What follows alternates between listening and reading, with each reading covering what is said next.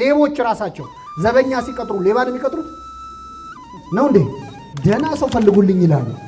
ክርስቶስ ሌባውን ይሁዳ ለምንድን ነው ገንዘብ ያዥ ያደረገው? አንድ ክርስቲያን እንዴት ነው የሚጠፋው ካላችሁ የመጀመሪያው በእውነት እንደ በግ ነው የሚጠፋው። አንድ ልጅ ይገርማቸዋል። ህልም ያይ ነበረ ህፃኑ ነው እና በህልሙ ምን ያህል ጭው ባለ በረሃ ላይ ብቻውን ሲሄድ ያህል የራሱን የእግር ኮቴ ያህል ሲራመድ እና በዛ በረሃ ውስጥ ብቻውን ሲሄድ ከፊት ደግሞ በጣም ትልቅ የእግር ኮቴ የትልቅ ሰው እግር ኮቴ ይመራው እና ሲነቃ ደስ ይለዋል። በበረሃ ሲሄድ እግዚአብሔር ከፊት ምን ይለኛል ይመራኛል ብሎ የተረጉመውና ይደሰታል። በኋላ ይሄ ልጅ አደገና እንደኛ ኃጢአት መስራት ለመደ። ያም ህልም ጠፋ። ከብዙ ጊዜ በኋላ ያን የድሮ ህልሙን ድጋሚ ያየው። ግን ሲያየው ህልሙ ትንሽ ለወጥ ብሏል። ብቻ እሱ ከፊት የእግዚአብሔር የትልቅ ሰው እግር ነበር ከኋላ። አሁን ግን የትልቅ ሰው እግር ብቻ ነው ያየው። ከዛ አዘነ። መቼስ እሱ ትልቅ ሆኗል፣ አሁን ህፃን አይደለም እና እግዚአብሔር ተወይ ማለት ነው ብቻዬን ነኝ ብሎ ሲያዝን እግዚአብሔር ተገልጦ ምን አለው? ያየኸው እግር ያንተን ሳይሆን የኔን ነው፣ ትቼህ ሳይሆን ተሸክሜ ነው አለ። እግዚአብሔር ሁላችንን ይሸከመን። አሁንም ተሸክሞን ሳይሰለች እዚህ እንድንመጣ ስለፈቀደ ስሙ የተመሰገነ ይሁን። ስለዚህ የመጀመሪያው እንግዲህ ምዕመናን የበግ አጠፋፍ ነው። አንድ ክርስቲያን እንዴት ነው የሚጠፋው ካላችሁ የመጀመሪያው በእውነት እንደ በግ ነው የሚጠፋው። እስቲ ልጠይቃችሁ፣ በግ የሚጠፋው አውቆ ነው ሳይሆን? አውቆ ከጠፋ በግ አይደለም። ምን እያደረገ ነው በግ የሚጠፋው?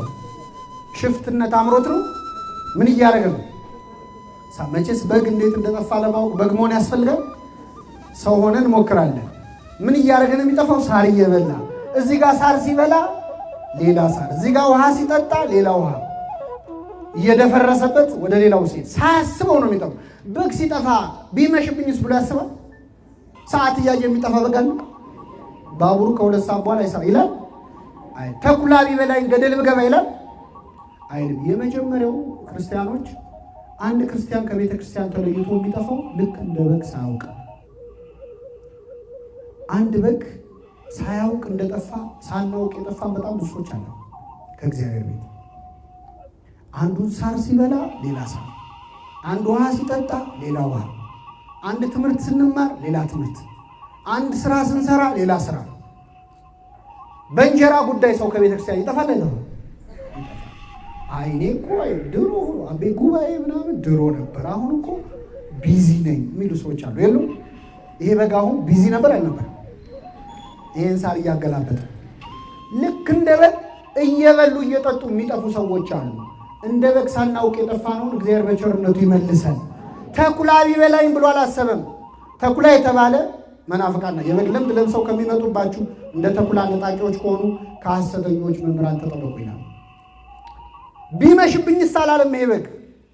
ሞት ቢመጣስ ሳንል ከእግዚአብሔር ቤት የራቅን ሰዎች አሉ። እንደዚህ የራቅነውን እግዚአብሔር በቸርነቱ ይመልሰን። ወደ ሁለተኛው ልምጣላችሁ። ሁለተኛ የጠፋው ሳንቲም ነው። ሳንቲም ምንድን ነው የሚለውን ብዙ ሊቃውንተ ቤተክርስቲያን ተርጉመውታል። በአጭሩ ሳንቲም የምንባለው እኛ የሰው ልጆች ነው። ከእኛ ትርጓሜ ወንጌልም ላይ ታገኙታላችሁ። ቅዱስ ጄሮም ደግሞ በደንብ አብራርቶታል። ሳንቲም የተባለ የሰው ልጅ ነው። በሳንቲም ላይ የንጉሥ መልክ ይቀረጽ ነበር። ለምሳሌ አሁን እኛ በአፄ ኃይለ ሥላሴ በአፄ ምኒልክ ዘመን የኃይለ ሥላሴ ምኒልክ ስዕላቸው ሳንቲሙ ላይ ይቀረጽ ነበር። ስለዚህ ሳንቲም ማለት የንጉሥ መልክ ያለበት ማለት ነው። የእኛ የሁላችን ንጉሥ ማን ነው? እግዚአብሔር ነው። እኛ ደግሞ ሳንቲሞቹ ነን። ስለዚህ ሳንቲም የተባለው ለምንድን ነው? ሳንቲም ላይ የንጉሥ መልክ እንዳለ እግዚአብሔር እኛን ሲፈጥረን ሰውን በመልካችን እንደ ምሳሌያችን ምን እንበል እንፍጠር ብሎ ፈጥሮናል። ስለዚህ የእግዚአብሔር መልኩ እኛ ላይ አለ። ችግሩ አሁን ሰው እኛን ሲያይ እግዚአብሔርን ያዋልኛል ለምን ካላችሁ ዝጓል። ሳንቲም ቆሽሸናል። እግዚአብሔር በቸርነቱ ይጠበን እና ሳንቲም የተባለ የሰው ልጅ ነው። ሴቲቱ ምን አደረገች? መብራት አበራች። ከዚያ ቆሻሻውን ጠረገች። ሳንቲሙን እዚያው ቤት ውስጥ ከቆሻሻው መሃል ፈልጋ አወጣችው። እንግዲህ በጉ ከቤተ ክርስቲያን የራቁ ሰዎች ናቸው ብለናል። ሳንቲሙ እስካላችሁ ይህ ሳንቲም ጠፍቷል፣ ግን ያለው ቤት ውስጥ ነው። ቤት ውስጥ ነው ያለው፣ ግን ጠፍቷል። ብዙ ጊዜ እኛ የጠፉ ሰዎች ሲባል እንደዚህ ቤተ ክርስቲያን የማይመጡ ሰዎች ይመስለናል። ሁለተኛው ግን ቤተ ክርስቲያን ውስጥ ወደ የጠፋ ሰው ምድብ ሁለት ጠፊ ማለት ነው። ምድብ አንድ ከቤቱ የራቁ ናቸው። ምድብ ሁለት ግን እዚያው ቤተክርስቲያን ውስጥ ሆነ ጠዋት ማታ እያስቀደሰ ኪዳን እያደረሰ ቃሉን እየሰማ እየዘመረ እያመሰገነ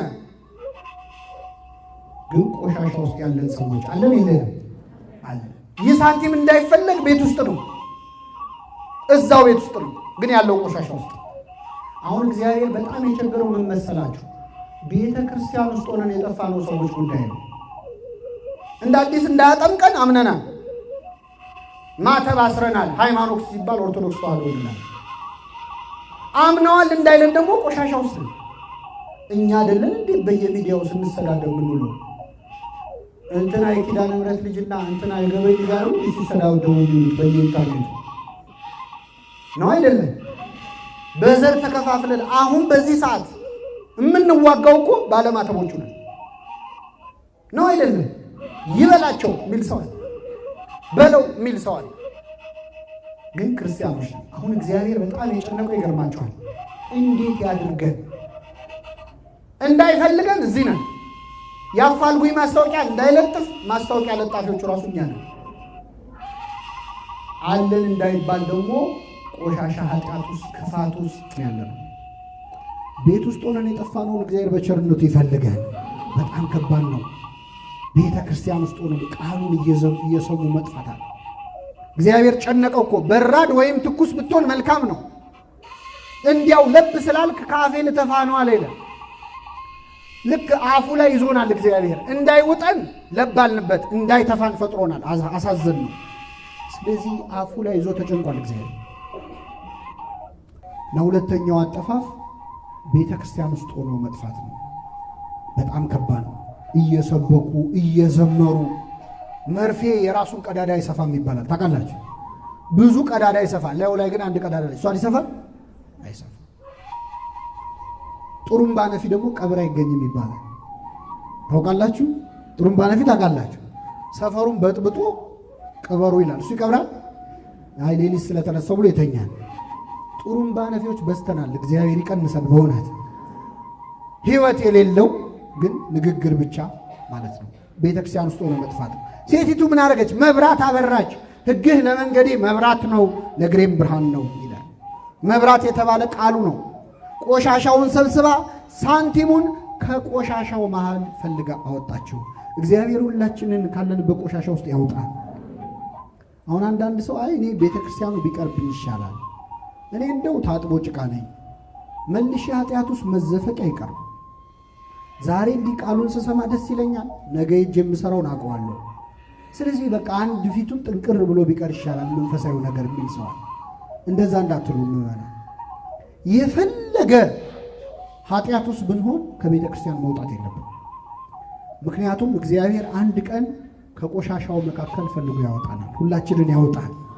እሱ ደግሞ የፈለገ ጭቃ ውስጥ ብንገባ አይጸየፍም። እጆቹን ከቶ ያወጣናል፣ ወደ ምሕረቱ ባህር ይጨምረናል፣ ሁላችንን ይጨምራል። ሌላው መቼስ ካነሳሁት አይቀር በተለይ ኦንላይን ማህበር ላይ ይህን ስናገር በታላቅ ደስታ ነው በእውነት። ቤተ ክርስቲያን ውስጥ ጥሩ ሰው አለ፣ ደግሞ ክፉ ሰው አለ። የለም ጥሩ አባቶች አሉ፣ ደግሞ ጥሩ ያልሆኑ አባቶች አሉ። ጥሩ ካህን አለ፣ ክፉ ካህን አለ። ጥሩ ዲያቆን አለ፣ ክፉ ዲያቆን አለ። ጥሩ ሰባኪ አለ፣ ክፉ ሰባኪያን አለ። እና አንዳንዴ ቤተ ክርስቲያን ውስጥ መጥፎ ሰው ስታዩ የቤተ ክርስቲያን ንብረት ዘረፉ። አሁን አንዳንድ ሰው ቤተ ክርስቲያን ተዘረፈ ምናምን ሲባል እንዴት የቤተ ክርስቲያን ንብረት ይዘርፋሉ ብሎ በጣም ይደነቃል። ክርስቶስ እያለ ይሁዳ ነበር አልነበር? ነበር። ይሁዳ እኮ ሙዳይ ምጽዋቱን ጠባቂ አድርጎታል። ክርስቶስ ገንዘብ ያዥ አድርጎታል። ይሁዳ ሌባ እንደሆነ ጌታ ያውቃል አያውቅም? ያውቃል። ግን ሌባ እንደሆነ እያወቀ ገንዘብ ያዥ አደረገው። እኛ ብንሆን አናደርገው። እንኳን እኛ ሌቦች ራሳቸው ዘበኛ ሲቀጥሩ ሌባን የሚቀጥሩት ነው እንዴ? ደህና ሰው ፈልጉልኝ ይላሉ። ክርስቶስ ሌባውን ይሁዳ ለምንድን ነው ገንዘብ ያዥ ያደረገው? ቤተ ክርስቲያን ሙዳይ ምጽዋቷን በሚዘርፉ ሰዎች ዕድሜ ልክ እንደምትሰቃይ ለማሳየት ነው። እኔ ያለውም ሌቦች አሉ እንዳይደንቃችሁ ነው። እና ቤተ ክርስቲያን ውስጥ ክፉ ሰው ሲያይ አንዳንድ ሰው ይላል መድኃኔዓለም እንደው ምን አለ ቤትህን ብታጸዳ፣ እንደው እንደዚህ አይነቶቹን ሰዎች ለቅመ ጠርገ ብታስወጣ ምን አለ ይላል። አንዳንድ ሰው ደግሞ ጠርጋ አስወጣ አይልም፣ እሱ ይወጣል። እኛ ከነሱ ምን እንማራለን? ሁለተኛ ቤተክርስቲያን አንደርስም። እና ክፉ ነገር ስለ ቤተክርስቲያን አባቶች እንሰማለን አይደል? የኔ አይነቱ ሰባኪ አንድ ሚዲያ ላይ ወጣና አማትቦ ከቅዱስ ፓትርያርኩ አንስቶ ሊቃነ ጳጳሳቱ ሁሉንም ሙልጭ አድርጎ ተሳድቦ ስብሐት ለእግዚአብሔር ይላል። ከዛ ምዕመናን ቃለ ሕይወት ያሰማልን ትበል። ሰው እውነተኛ ክርስቲያን ከሆነ መጽሐፍ ካለበት የማንን ኃጢአት ነው? የራሱ ነው። እና አንዳንዴ ክፉ ስንሰማ ቤትህን አጽዳ መድኃኔዓለም ቤቴን ላጽዳ ካለ እኛንስ ይለቀናል ወይስ ሐሳቡን ያመጣው ሰውዬ ይቆይ ይባላል? እስቲ በሉ ከኔ ጋር ቤተ ክርስቲያን አይ በሉ እንጂ ሐኪም ቤት ናት እንጂ ፍርድ ቤት አይደለች። ቤተ ክርስቲያን ምንድን ነች? እኛስ በሽተኞች ነን። አታሳምሩት። ንስሐ እየገባን ከሆነ ታካሚዎች ነን። እየቆረብን ከሆነ መድኃኒት እየወሰድን ነው። አለዚያ ግን ምንድን ነው? አይሰማም። በሽተኞች ነን። ደግሞ በሽተኛ አለ እንዳትሉ፣ እኔም በሽተኛ ነኝ። አይዟችሁ፣ እኔም በሽተኛ ከሆንክ ለምን ትሰብካለህ ቆመ ካላችሁ፣ በሽተኞችም እኮ ሆስፒታል ውስጥ ትንሽ ሲቆዩ እንደ ዶክተር ያደርጋቸው ነው አይደለም? የእነሱን ኪኒን ያዛሉ ለሌላ ሰው እና እኛ ቀድመን የገባን በሽተኞች ነን። እግዚአብሔር በቸርነቱ ይማረን። በጣም ይገርማል። ቤተ ክርስቲያን ሆስፒታል ናት አለ ቅዱስ ዮሐንስ አፈወርቅ። ሆስፒታል ውስጥ ሄዳችሁ አንድ ሰው ጨጓራዬን አሞኛል ሲል ምን ነክቶ ነው የሚያመህ ይባላል? ድሮ ካላመመ ሆስፒታል ምን ይሰራል? ጉበት ጭራሽ ጉበትህን ይባላል አይባል። ቤተ ክርስቲያን ውስጥ ኃጢአተኛ ሰው ሲያይ እንዴት እንዲህ አይነት ክፉ ሰው ይኖራል ቤተ ክርስቲያን ውስጥ የሚል ሰው ማለት ሆስፒታል ውስጥ እንዴት በሽተኛ ይኖራል እያለ ነው። ሁለቱም የመጡት ሊታከሙ ነው። ለመታከም ያብቃን አምላካችን። በሽተኞችን የሚያክሙባት ደግሞ እኛም የምንናገረው ቆመን ቁጭ ብላችሁ ሁሉም በሽተኛ ነው። ካህናት ሐኪሞች ናቸው። የነፍስ አቃቢያነ ሥራይ ንስሐ ሜዲኬሽኑ ነው። ስጋው ደግሞ የመጨረሻው መድኃኒት ነው። ሁላችንን ወደ ስጋው ደግሞ ይመልሳል። ስለዚህ ቤተ ክርስቲያን ውስጥ ጠርጋ አስወጣ አይባልም። ክርስቶስ ኃጥኡን ከጻድቁ ምዕመኑን ከመናፍቁ ችሎ ይዞታል። ሌላው አንዳንድ ሰው ደግሞ የእኛን ምግባር እያየ የቤተ ክርስቲያን ሰዎች ዲያቆን ገሌ ቄስ ገሌ እንደዚህ አባ እንደዚህ ያረጉ ብሎ ቤተ ክርስቲያን አልመጣም የሚሉ ሰዎች በጣም ብዙ አሉ። እኔ የአባ ገሌን መስቀል ብሞት አልሳለም የሚለዋል። መስቀሉ የማን ነው? የክርስቶስ መስቀል ደግሞ እንኳን እንደኛ ያለ ኃጢአተኛ ሰይጣን ቢይዘው ራሱ መስቀሉ ይረክሳል? አይዞውም እንጂ ደፍሮ አይረክስም። ስለዚህ ሰው አይቶ መውጣትም በእውነት እንደ መጽሐፍ ቅዱስ ከእንስሳት ማነስ ነው። እንስሳት ይገርማቸዋል። አንድ ትልቅ ጉዞ አድርገው ነበረ። ካስታወሳችሁ በኖህ ዘመን መርከብ ውስጥ አልነበሩ? ዓለም ላይ ያሉ እንስሳት ሁሉ መርከብ ውስጥ ገብተዋል። በዚያን ጊዜ አብረው ሊሆኑ የማይችሉ እንስሳት ሁሉ አብረው ነበሩ። ለምሳሌ በግና ጅብ አብረው ነበሩ። አሁን ዛሬ ቢሆን በግ ከጅብ ጋር አብሮ ይቀመጣል? በኖህ መርከብ ውስጥ ግን ጅብ እየጎመጀም ምራቁን እየዋጠ አርፎ ነው ዝም ያለው። ምክንያቱም አንድ ነገር አደርጋለሁ ካለ ኖህ ከመርከብ አውጥቶ ምን ይለዋል? ይጥለዋል። ይህች መርከብ ቤተ ክርስቲያን ነች። 3 ክፍል አላት የኖህ መርከብ። ቅኔ ማኅሌት፣ መቅደስ ቅድስት ህንፃዋ፣ ማዕከላውያን ወጣንያን፣ ማዕከላውያንና ፍጹማን ሰዎቿ። ቤተ ክርስቲያን በ3 ክፍል አለች። በብዙ ነገር ውስጧ ያሉት እንስሳት ማለት እኛን ነው የሚወክሉት። በኖህ መርከብ ውስጥ ብዙ አይነት እንስሳ እንደነበረ በቤተ ክርስቲያን ውስጥ ብዙ አይነት ሰው። ልዩነቱ ይላል ቅዱስ ዮሐንስ አፈወርቅ፣ ልዩነቱ ወደ ኖህ መርከብ ጅብ ገብቶ ሲወጣም ጅብ ነው። ወደ ኖህ መርከብ በግ ገብቶ ሲወጣም በግ ነው። ተኩላ ገብቶ ሲወጣም ተኩላ ነው። ወደ ቤተ ክርስቲያን ግን ጅብ ሆነው ገብተው በግ ሆነው የወጡ ሰዎች አሉ። ሆዳም ሆነው ገብተው ጾመኛ ሆነው የወጡ አሉ። ሲገባም ሲወጣም ጅብ ከሆነ ግን አልተለወጠም ማለት ነው። ቤተ ክርስቲያን ሁሉን ትለውጣለች። ውሃ ሲገባ ጠበል ይሆናል። አፈር ሲገባ እምነት ይሆናል። ህብስቱና ወይኑ ሲገባ ስጋው ደግሞ ይሆናል። እኛ ብቻ ነን ስንገባም ስንወጣም ያው ይሆናል። እግዚአብሔር ይለውጣል። እና እነዚህ እንስሳት ተቻችለው ቁጭ አሉ እዛ መርከብ ውስጥ። ምክንያቱም ከጥፋቱ አይብስም። አሁን በግ ቁጭ ብሎ አንበሳ ሲያገሳ እንዲህ ከመሳቀቅማ ቦታ ይሻላል ካለ አለቀለት። ከጥፋቱ አይብስም። ምን ማለት መሰላችሁ? ቤተ ክርስቲያን ውስጥ እንደኛ አይነት ሰዎች ስታዩ፣ ክፉ ሰው ስታዩ እንዳትወጡ። እንደው መርከብ ስለሆነ ራቀባችሁ መሰለኝ። አሁን እዚህ ያለ ነው በሙሉ እንደ ኢትዮጵያ አየር መንገድ ስፖንሰር አድርጎ ኢየሩሳሌም ተሳለሙ ቢለን ያድርግልናል። እና በአንድ ፍላይት እንደው ተጉዘን ወደ ኢየሩሳሌም ስንሄድ አስተናጋጆች አሉ አይደል? አውሮፕላን ውስጥ የሚያስተናግዱ ትንሽ ቢገለማምጡ ወራጅ አለ ትላላችሁ። አንጀት እያረረ ቁጭ ነው የምትለው። ምክንያቱም መውረድ መከስከስ ስለሆነ ቤተ ክርስቲያን እንደ አውሮፕላኑ ናት። የምታደርሰን ወደ መንግሥተ ሰማያት ነው። ጉዞ ሳይጠናቀቅ ከመውረድ እግዚአብሔር በቸርነቱ ይጠብቃል። ስለዚህ ሁለተኛው በቤተ ክርስቲያን ውስጥ ሆኖ መጥፋት ነው። ቤት ውስጥ ሆነን የጠፋነውን እግዚአብሔር በቸርነቱ ይመልከተን። ደከማችሁ? የመጨረሻውን እንመልከትና እናጠቃልላለን። ሦስተኛው ክርስቶስ የመሰለው ምሳሌ አንድ ባለጠጋ ሰው ነበር፣ 2 ልጆች ነበሩት ያለው ነው። በጉ ከቤተ ክርስቲያን ሳያውቅ የራቀ ሰው ነው። ሳንቲሙ ቤተ ክርስቲያን ውስጥ ሆነን ሳናውቀው እዚህ ሆነን ያለን መስሎን የጠፋን ሰዎች ነው። ሰውየው ግን አውቆ ነው የጠፋው። ከዚህች ኦርቶዶክሳዊ ተዋሕዶ ቤተ ክርስቲያን ሳያውቁ የራቁ ሰዎች አሉ። በስራ በትምህርት በማህበራዊ ኑሮ ተወጥረው ስጋቸውን ሲሉ ነፍሳቸውን ዞር ብለው ማየት አቅቷቸው የጠፋሉ።